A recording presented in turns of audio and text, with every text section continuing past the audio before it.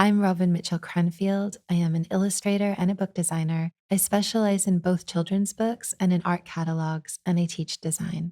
Recently, I completed a degree in print culture, and that's how I began looking more seriously at Bruno Munari's writing and his position in publishing culture. This is a recorded copy of a presentation given as part of Italian Design Weeks organized by the Italian Chamber of Commerce West and held at Emily Carr University on October 25th of 2023. Thank you to Ilaria Valdan, Catherine Barrios, and Sonia Del Torto for inviting me to participate in this wonderful event. And thank you to Dario da Silva, a fourth-year student at Emily Carr, for participating in our event as well. This presentation is on the Italian tradition of playful design, and it features the work of Bruno Munari. Bruno Munari was an experimental and influential artist and designer who worked in both industrial and graphic design. Some of his most well-known works include his unreadable books, his useless machines, and his negative positive series. Some people are more familiar with Munari as an artist and industrial designer, while others know him more as a children's book illustrator and author. I think many people in North America will recognize on sight his playful children's books, Bruno Munari's ABC and Bruno Munari's Zoo. While in Italy, his illustration and design partnership with writer Gianni Rodari is perhaps better known. This talk focuses on his strategy of using play as a central part of his design process. So to begin at the beginning, suddenly, without any kind of warning, I found myself completely naked in the heart of the city of Milan on 24th October 1907. This is how Munari described his emergence in the world. It was actually just his birthday the day before this talk. Milan has these 19th century tramways that when Munari was born still held a particular promise of speed and movement and routes connecting people from formerly distant places. But Munari didn't grow up in Milan. He grew up in the Veneto region on the Adige River, and he wrote about his childhood. The sky was immense, and the wind ruffled our hair. The great mass of gray water of the Adige flowed slowly past, tracing out dangerous whirlpools here and there. That water came from the unknown and went towards the unknown, bearing pieces of wood, tufts of grass, sometimes strange objects. In particular, Munari loved this mill's water wheel. It may be that part of his later interest in exploring currents of air and energy, and his love of surprises and his fearlessness is rooted in this childhood experience. So these are some of the images of Munari's childhood. His parents ran a hotel where he worked long hours. One of his uncles was a lute carver, and another of his uncles, who lived in Milan, was an engineer. So Munari had connections to both industry and craft growing up. One of his biographers pointed out that the lute-making uncle may have inspired the sinuous forms of his negative positive series. I'm not sure if it's true, but it addresses an interest in ability to get off the grid and go free form, and I just think it's an interesting observation. So this is the only illustration that I'm going to provide. Everything else is pure Munari. Munari's personal timeline of 1907 until 1998 is long, but he remained consistent in his passions and his work. The pattern of river formation is the meander, which bends slow water currents down enough that they can consistently and efficiently flow as quickly as possible without eroding their banks, is a paradox, which Munari loved, and it speaks to the power of flexibility over force. Munari worked consistently and creatively right up until the end of his life. At the bottom are some of the companies established in and near Milan, many of whom he worked with. The print and publishing sector was a major part of the northern Italian economy and often serviced or advertised the companies that produced designed products. So the companies that you see are a mixture of companies that produce consumable items and printing and publishing companies. I'm going to jump in with Munari's useless machines, macchine inutili. These are painted cardstock, string, and one has a little stone to weight it on the right. They use humble materials and they are kinetic. These aspects reflect his futurist influences. They also bring 2D graphics into a three-dimensional space. When Munari gave these artworks to his friends, even his big supporters, they wouldn't display them in their living room where the paintings were, but rather in their children's rooms. I think these are a good introduction to Munari's work, but my focus in this talk won't be on these sculptures as much as books. Why? As critic Beppe Finissi writes, if there is one category that Munari devoted himself to constantly over his 70-year career, it is the book, in all its many nuances. He designed books from a graphic design point of view for everyone, and he also wrote them. But for Munari, writing was much more than putting a well-ordered sequence of thoughts and words on the page. It was about thinking like the designer he was. And here we can see that he is holding a book, and the book that he is holding is Nella Notte Buia, and he wrote about this book. Children are extraordinarily observant and often notice things that grown-ups do not. In a book of mine, there is a cat going off the right-hand edge of one page and looking round the corner, as it were, into the next page. Lots of grown-ups never notice this curious fact. Children's curiosity is aided by their lack of preconceived ideas about how something will be or ought to be. And I mean, I personally remember realizing that chapter books had to be read in sequence, like that you have to read chapter 2 after chapter 1, which means for a time I was open to other possibilities. Adults can get caught into pre-existing grooves and modes of thought and fail to notice the new. So according to Munari, we have to exercise these muscles. So there on the lower left is the Peking cat. These are stills from a video by curator Stephen Guarnacha, saying that this book is a masterpiece of Munari's, exploring all of the characteristics of an artist's book in a commercially published book for children, but it uses unusual material. Guarnacha feels this translucent paper brings the environment to life, brings space into the book. While Giorgio Maffei, who wrote the definitive book on Munari's books, suggests that Munari's love of transparent paper dematerializes the book. Munari was careful about finding the right papers and inks for his projects. There are also, in Nella Notte Buia, unexpected holes, flaps, things that, again, draw your attention to the material qualities of the paper and provoke your interest in engaging with the book as an object.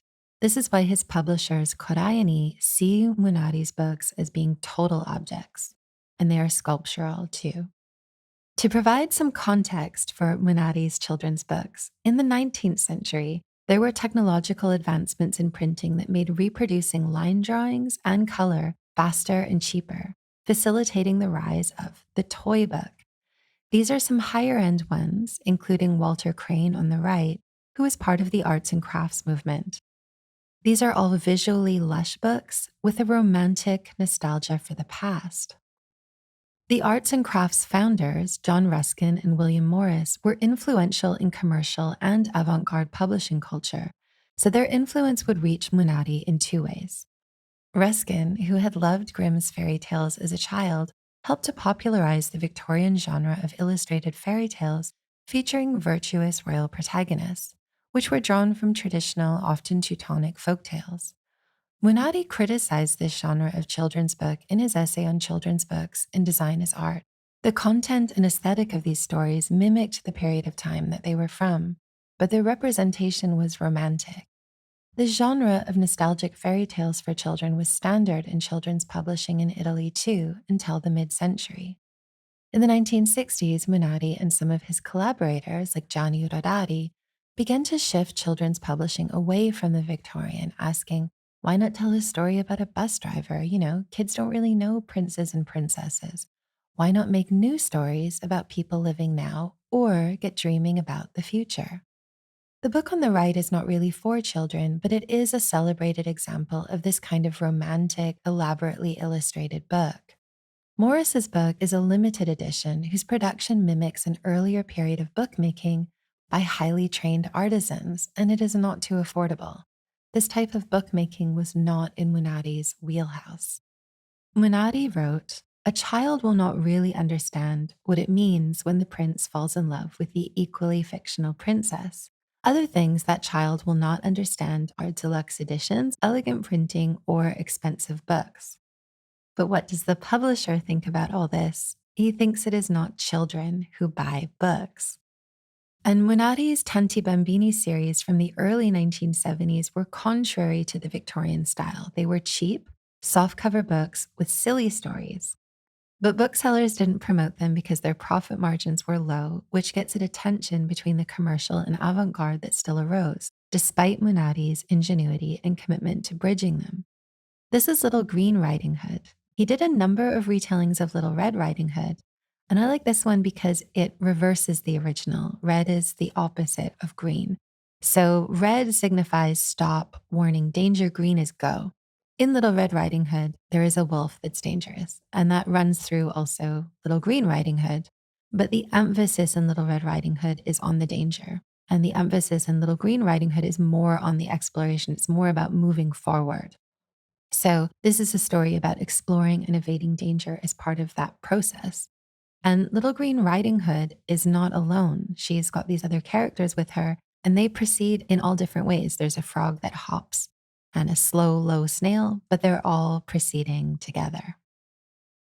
Munari was influenced by Futurism, Surrealism, and Dadaism, among other movements. Because this section intersects with design history, and I want to keep this talk brisk, I'm going to kind of chuck in some quick point form information here. Futurism was an Italian art movement from the early 20th century that aimed to capture in art the dynamism and energy of the modern world.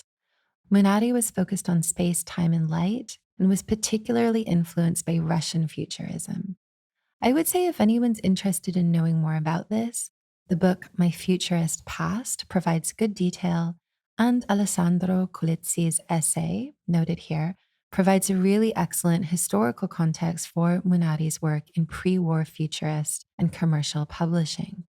I also feel, just as an aside, that work by Umberto Eco and Ettore Scola in particular, as well as Roberto Rossellini, provide really important and helpful context for Munari's pre-war work.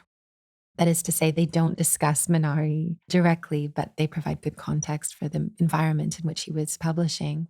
So that's the homework part of the presentation. I made this slide to visualize the trajectory over Munari's lifetime from early industrial establishment to increasingly designed products, factories, and offices, and then to advertising. So at the top is Pirelli, and in the 1950s, they hired Gioponti to make a tower in Milan.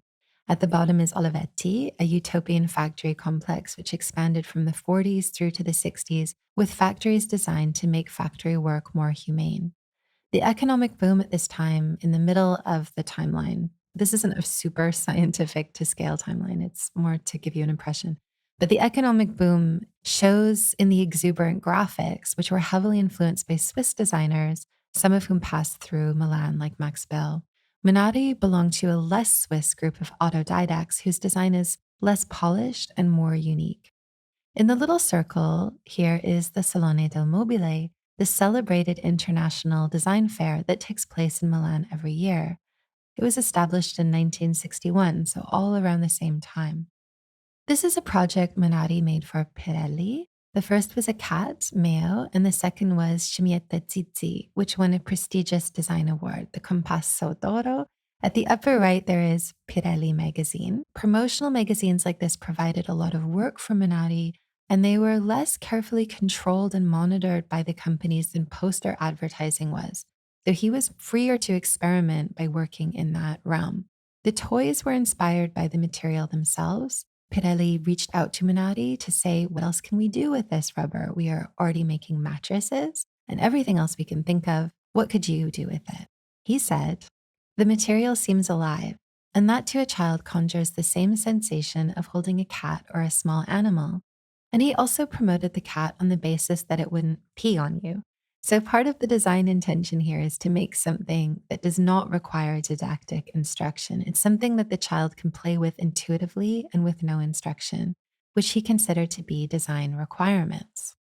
In the book about Munari's books by Giorgio Maffei, the Pirelli magazine for Meo is right opposite this experimental book on concrete art from 1950, which was related to his activities on the MAC. And it's got features like colorful transparent paper and threads that connect the pages. Some of the pages are a bit short to draw attention to them or to interest you in turning them. He's exploring wordless book pages.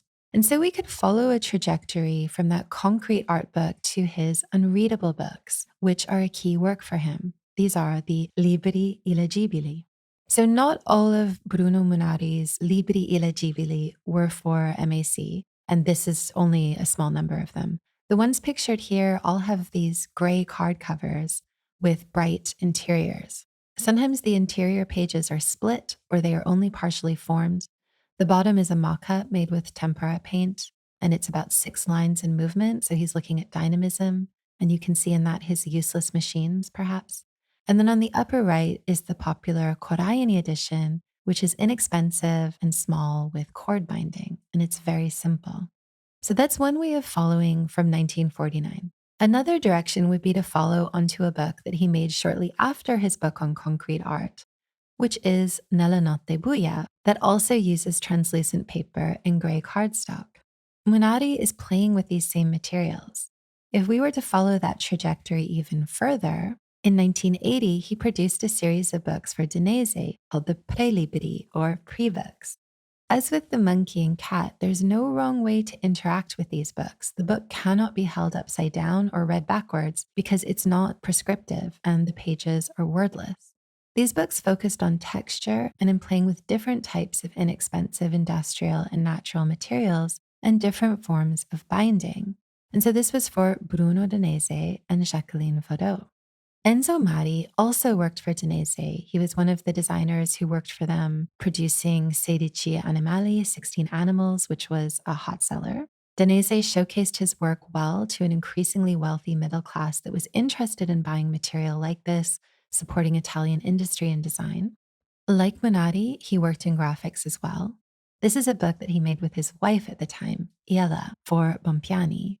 This is The Apple and the Butterfly from 1969. Unlike the 16 Animals puzzle, this didn't sell well. It suffered from being small and got drowned out by the large, more luxurious children's books around it.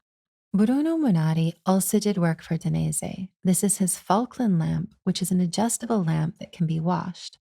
It's fabric and made with metal hoops. And this is a good insight into how he works. He wrote, "For a long time, I had been thinking about elasticity as a formal component of things. And one day I went to a hosiery factory to see if they could make me a lamp.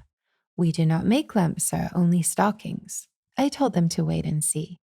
So I do think this is quite funny because it's kind of his version of a chandelier. He thinks the traditional chandelier is kind of ridiculous. It's expensive to make, it's expensive to store, it's ostentatious, outdated. And so instead, he's like, what available material is there? And there's pantyhose, so why not make a pantyhose chandelier? And he did it. And I mean, it works really well, so good on him. And this reminded me of something that he had said about his own childhood, which is that he's always been an experimenter. That even when he was making toys for himself and his friends using bamboo canes or other lowly materials, he wrote, "I have always been curious to see what else could be done with something apart from its normal use." And so you can see aspects of that childhood experimenter in there now. One of the things I had talked about at the beginning is an interest in currents and flow and movement.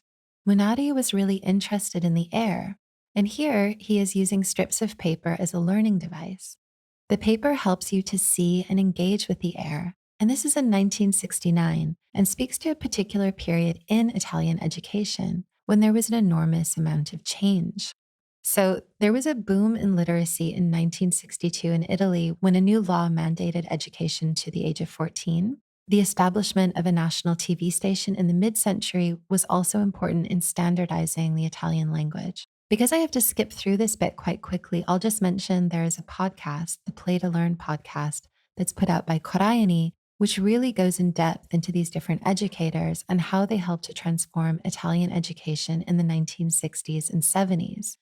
Just very briefly, Mario Lodi and Don Lorenzo Milani both ran experimental classrooms where students would learn by doing. With Mario Lodi, they would learn partly by making books together, and that's what the book Cippi is. Manzi used television to teach literacy to adults as well, and he took from children's curriculum, calling his show It's Never Too Late, which aired on Rai. And Gianni Rodari wrote a popular series called Cipollino in the 1950s, and then in the 1960s got more and more experimental with his writing. This interest in teaching children to be cooperative, to be self-directed, to be engaged, to think for themselves can be seen partly as a reaction to fascist educational reforms and as part of a quiet revolution to teach children to be cooperative, caring, and to think for themselves, and to really be empowered to explore. I really like this idea of a gentle revolution, which is so different from the Paris student riots and other political events taking place around this time. This is a quieter, long term investment in social change and in helping children to be creative, but also self regulated. These are the telephone fables by Orodari and Munari, produced by Einaudi. These are better known in Italy than in North America, but both Rodari and Munari were interested in using the fairy tale as a way of imagining what could be. For Rodari, he was interested in fostering utopian imaginings in line with his socialist ideals. I partly pulled this one for people who have this on the cover of their copy of Design as Art by Penguin. These are where those doodles come from. Rodari described his craft of writing as that of a toy maker, and Korayani here writes that in the same way, Munari's scribble is rooted in the idea of designing and inventing as an invitation to the possibility of different interpretations, as a way of saying you can always be trying if you don't get rigid. It's sort of expressing an ideal as much as it is fulfilling an aesthetic obligation. One other aspect of this revolution in children's education took place in publishing. Children's publishing, which was stale and not highly esteemed, still quite Victorian, got shaken up by Rosalina Arquinto when she released Italian editions of Leo Leone and Maurice Sendak, where the Wild Things Are created a little bit of a scandal until people got used to the idea of monsters for children.